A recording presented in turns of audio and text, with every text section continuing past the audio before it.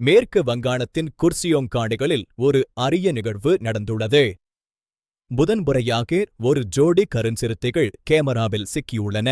இந்த அரிய காட்சி வனவிலங்கு ஆர்வலர்களிடையே பெரும் ஆச்சரியத்தை ஏற்படுத்தியுள்ளது. இதுவரை தனியாக மட்டுமே தென்பட்ட இவை இப்போது ஜோடியாக காணப்படுவது இதுவே முதல் முறை. வனத்துறையினர் வைத்திருந்த டிராப் கேமராக்களில் இந்த காட்சிகள் பதிவாகியுள்ளன.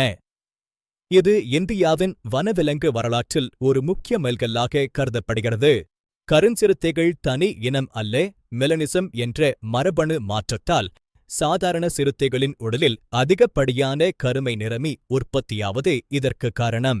இந்த கருமை நிறம் அடர்ந்த காடுகளில் மறைந்திருக்கிற இவற்றுக்கு உதவுகிறது. இதனாலேயே இவை காட்டின் நிழல்கள் அல்லது வனத்தின் ஆவிகள் என்று அழைக்கப்படுகின்றன. சுமார் 6000 அடி உயரத்தில் உள்ள குர்சியோங் காடுகள் இந்த உயிரினங்களுக்கு ஏற்ற குளிர்ந்த மற்றும் அடர்ந்த சூழலை வழங்குகின்றன. இத்தகைய உயரிய வேட்டையாடும் விலங்குகள் இங்கு வாழ்வது இந்த காட்டின் சூழல் மண்டலம் மிக ஆரோக்கியமாக இருப்பதையே காட்டுகிறது. குர்சியோ பகுதி பல்லுயிர் பெருக்கத்திற்கு பெயர் பெற்றது. இங்கு கருஞ்சிறுத்தைகள் மட்டுமல்ல, அரிய வகை கருப்பு மான்களும் மரநாய்களும் காணப்படுகின்றன.